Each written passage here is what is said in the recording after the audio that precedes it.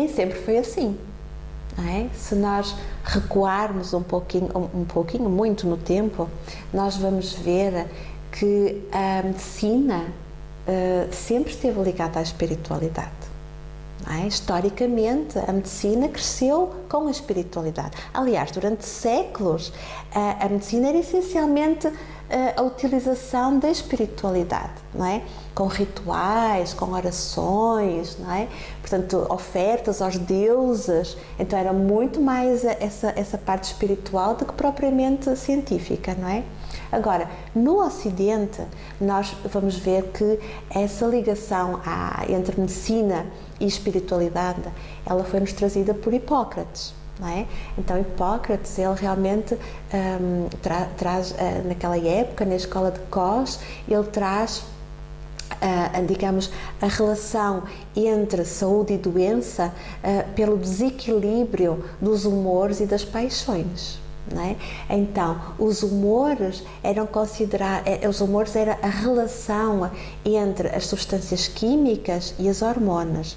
Já as paixões traduziam a relação entre o corpo e a mente. Então, já nessa altura, existia essa relação muito forte, ligando o ser espiritual e o ser físico. Com certeza que, sobretudo nos 2 últimos séculos, em que se verificou uma explosão, digamos, da ciência e portanto, o homem, durante esses 2 séculos, quase que se sentiu omnipotente, não é? Ele achou que, pela ciência terrena, pela ciência dentro do paradigma materialista, que podia explicar tudo. E, portanto, realmente houve ali um afastamento muito significativo entre a ciência, a medicina e a espiritualidade. Mas, mais ou menos a partir da década de 70, as coisas têm vindo a mudar. Porque os médicos percebem cada vez mais que não conseguem explicar tudo pelo paradigma materialista e têm exemplos e testemunhos no seu dia-a-dia de que realmente assim é. Agora é como Jesus disse, não é? Aqueles que tiverem olhos de ver que vejam, e aqueles que tiverem ouvidos de ouvir que ouçam.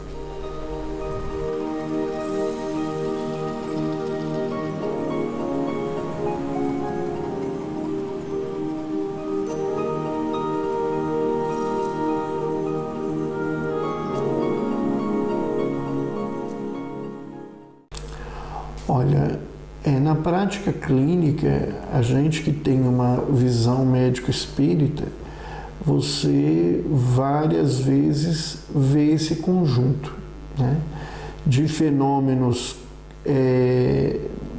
patológicos e fenômenos mediúnicos, ou às vezes fenômenos patológicos e processos obsessivos.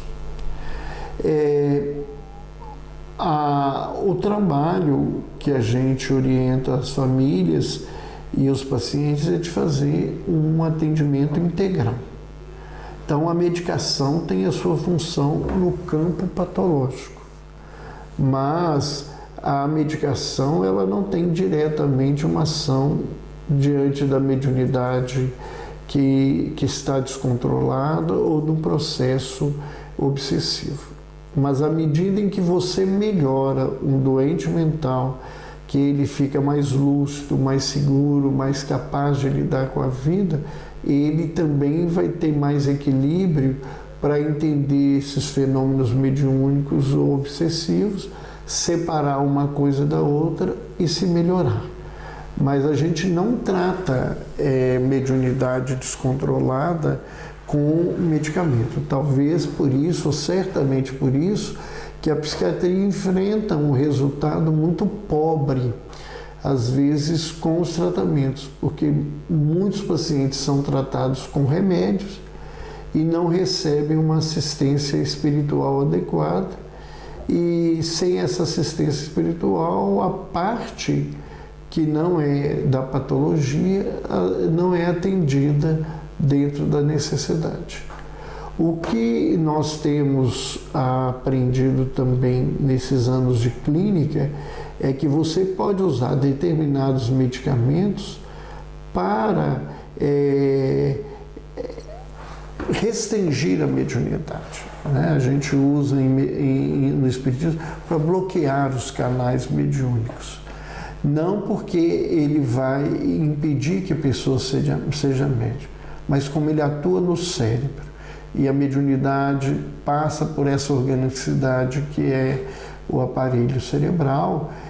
Ao impedir isso, ele reduz também essas influências na vida da criatura, não por interferir no espírito, mas interferir naquilo que é a captação de uma entidade por parte do médium.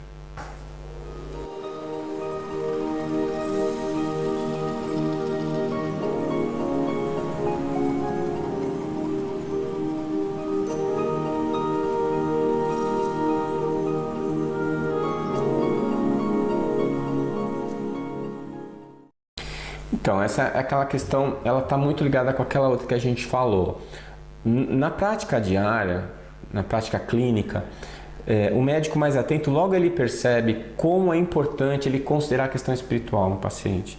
Se você vai falar com um paciente que tem uma doença grave, ou uma doença que vai levá-lo à morte, ou um paciente que tem uma doença que não dá para curar, uma doença crônica, que vai trazer alguma sequela, que ele vai ter que aprender a conviver com aquela sequela, a questão espiritual, ela se torna fundamental, porque isso dá para o paciente um significado para a dor, que a gente chama isso de resiliência, né? Viktor Frankl falou isso, o problema não é o sofrimento, mas o sofrimento sem significado.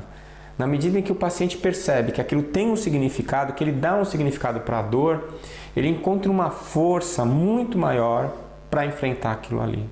E aquilo, além de fazer ele se sentir melhor, traz um aprendizado, uma evolução espiritual muito poderosa. Então, quando você percebe isso, a espiritualidade do seu paciente se torna uma ferramenta terapêutica sua. Se você aprende a perceber isso, se você consegue fazer um diagnóstico da maneira como o paciente encara a espiritualidade dele, se você aprende as formas como ele encara essa questão espiritual na vida dele, você pode reverter isso em favor dele durante o tratamento. Então, na relação médico-paciente, é fundamental que isso aconteça. Já existem algumas técnicas de anamnese espiritual. A gente tem recomendado e utilizado a técnica da doutora Cristina Puchalski, que é uma americana lá da Universidade George Washington, em que com 4 perguntinhas, você consegue fazer um diagnóstico de como aquele paciente, o que a espiritualidade significa para aquele paciente, como ele lida com aquilo, que significado aquilo tem na vida dele, e aí a partir desse diagnóstico você consegue ajudar o seu paciente a se ajudar, né? Porque o médico, na verdade, ele não está lá para curar o paciente, ele está lá para ajudar o paciente a encontrar o caminho da cura.